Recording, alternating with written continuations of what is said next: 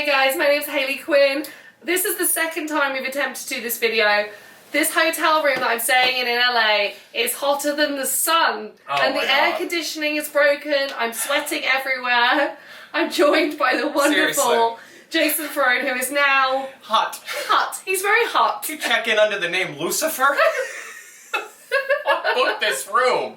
I know, it's hell in here. It's hell on earth, but we are powering through because we wanted to share with you a few... We have tips. We have tips. We have tips on dating strategies because I have learned since arriving in America that things are a little bit different out here, and I think that the Brits have something to learn from the Americans. I say this... That's going to piss them off because they think we can't even speak. Well, that's what you have to learn from us. You right. say, right. Right. So there's an exchange. Because I'm not joking, this is like how much of a dork I am. I've been asked out 2 times since I've come to America. Yay for you! Yay! I don't know, and that's in comparison to how often in the UK? Like 0. Well, then you're doing better. Yeah, right? Exactly. That's like a 200% That's increase. a big increase. This is a big increase. My math is not brilliant. If you were a stock, I'd buy. Look, guys. Yeah. Someone literally, we've done this all before because our footage went lost. I can pretend to like these sticks just as much this time, though. So I got sent flowers to my hotel room, which is, come on, that's a romantic gesture. It's very romantic. It's a romantic gesture. It would have been even more romantic if he signed the card. Do you know who it's from? I think I do, but he's put his. See, I think it's more romantic the fact that he put a pen name on there, like a mystery name, rather than said the actual name. Yeah, don't you think? You'd be great for a stalker. You see the good in everyone, don't you? I do. I like how he's mysterious. Yes. I couldn't even see him take that picture. That's incredible. Am I in the bathroom? Oh! He is dedicated. I like that. It's intimate. It's friendly. Yeah, that actually you've nailed my. That is me. Exactly. Way too freaking friendly. Right. It's probably a subscriber. Well, thank you. Yes. In that case. So anyway, I got that, and I had a guy, as I said, saying, "Let's get coffee tomorrow." Like just like that first message. Loved it. I'm checking this, by the way, just to make sure that it's recording. I thought I heard so. Okay, it's good. Okay, so because based on my completely anecdotal, non-statistical evidence of I get arsed out more when I'm in America, and it's not just because I'm a Brit in the UK. You assume American men are better now. Yeah. Yeah. Yeah, basically. Good assumption. Okay, I think it's perfect. But we were saying earlier that we did have some problems with British people in terms of there's several cultural things that are going on, which means that we are not as comfortable being direct. Yeah, I think that culture and the way your particular society runs definitely is a big factor as to how you respond once you go out on your own into that same world and respond like you've seen people doing to you. And if it's a culture that's generally not very forward and that's frowned upon, that's probably what you're going to do. I think it's great to be very direct in a non-creepy way. Right. Remember what we said? Like, there's 2 ways you can say, I like that dress. Yeah. Or I like what that dress is doing to your tits. Right. Isn't that like a great simple example, right? Of simple. Creepy versus direct and sexy. Right. I was going to say something about your butterfly, but forget it. Forget it. So else could we learn? So okay, good dating things that happened. I didn't feel it was too much. A guy sending me a message, so we had a good interaction. Straight afterwards, he sends me a message saying, "Let's go coffee tomorrow." I'm like, great. I like that. So it's authoritative, it's direct, it's simple, it's not needy. It's a latte all at once. I know. Oh. And I also didn't find the flowers creepy either. No, I think that's really nice. Purple's cute. Yeah, okay, good. So we like the colour. Is purple a good colour for you? I like colour. Purple, it's my favourite colour. What are those just not opened yet? Is that what happened? I don't know, but I'm happy with them. Anyway, so we discussed that British people aren't quite as comfortable being so forward normally because, a few reasons. First of all, we have a privacy-driven culture, which means we like to leave people alone. We don't like to interrupt people, we don't like to intrude. Do the crying example that you did. Alright, okay, so someone could be howling in agony in the street. Genuinely, I've seen it, and people go, "Oh no, we can't speak to her because we don't want to interrupt because we're going to embarrass her, because we're going to draw attention to the fact that she's crying." See, that is so England. And I told her, I went, "Here, someone's weeping. You run right up to them. Right. You go, what's wrong?" Which just seems real more... cartoony too. You say it. Yeah, right. Because you want to make them stop crying. What's wrong? Are you okay? See, Yeah. I think that's nicer. So we have the privacy thing. Then we also have gender. The genders are not so clearly defined towards one another. So because of that, no one really knows whose job it is to flirt with the other person. Men are like, I don't want to chat her up because I might be harassing her, and women's like, I don't want to chat him up because then I'm not. Do men and women make the same over there? Hmm? Do men and women make the same over there? Maybe. I'm thinking because like the guys are usually more forward than the females in this country, but they're also on the average paid more. And I'm thinking if your wages are the same, maybe the girls are like, I'll top his ass. No. You know? No, we still have a pay gap. Still Do have a you? pay gap. Yeah. Yeah. Big proper pay gap. So it's not that. What did you say? A big what? A big proper. Oh, I said big puppy. Alright. A big puppy pay gap. What's puppy? Do you not think my accent's cute? I Other think people it's cute. fucking adorable. I never Oh. heard anyone describe a gap as puppy. That's all. Interestingly, the guy that asked me for coffee said I had him at the word porridge.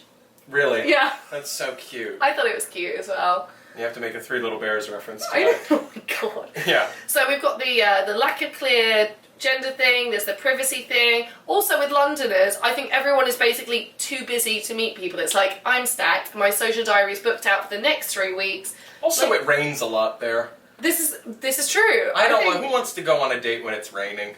no one. You know, there's It's even in do you have songs. It's cuffing? like raining on your wedding day. It's like generally looked at as a bad thing. You always start out looking at the sky, going, that's how your date starts. This is true. I think there's something about like the cuffing season thing. You know, this is my cuffing season, Jessica. What is this? Cuffing season. Have you heard of that? Cuffing? Season. As in like handcuffs? Yeah. Oh, no. No, it's basically the concept is when winter comes. People get arrested? Sort of like when winter is coming. When winter is coming, people get into relationships because no one feels like going out anymore to meet anyone. People don't feel like dating. But it's true. You get some sunshine in the sky. And oh my it's god. Cold. It's nicer to cuddle in the winter. Yeah. Summer, it's like, I need my space. Right, I need to be free. Yeah. So, what do we think that it's the British people, have you got some words to the British public about what they could do, apart from like helping someone if they're crying, which should be obvious? Yeah. What could they do to help be a bit, kind of take on a bit more of the American dating strategy?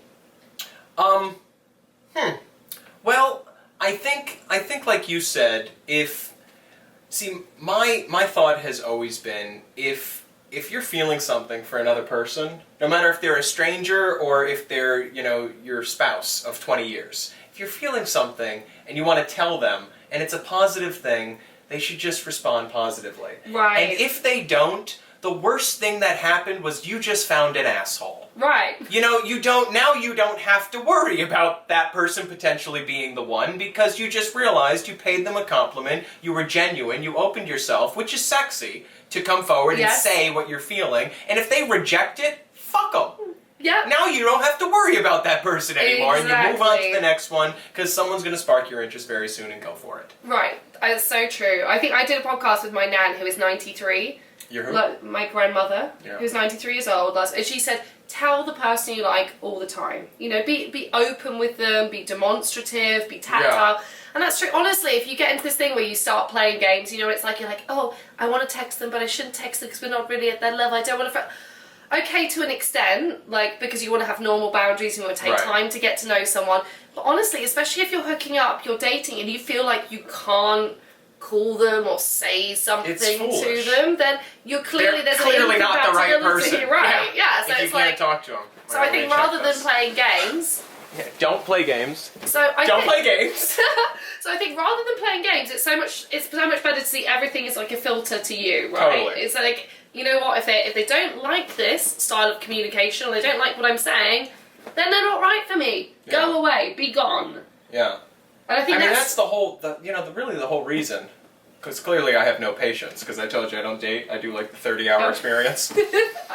And it's like, that is a guarantee at the end of that experience, is just on a communication level. Mm-hmm. Do I even like talking to you? Because at the end of the day, at the end of your relationship, the sex is gone, the looks are gone, everything is gone, and you're left with that connection. Right. And if that's not there, it's sure than shit not going to develop after a few romps in the bed.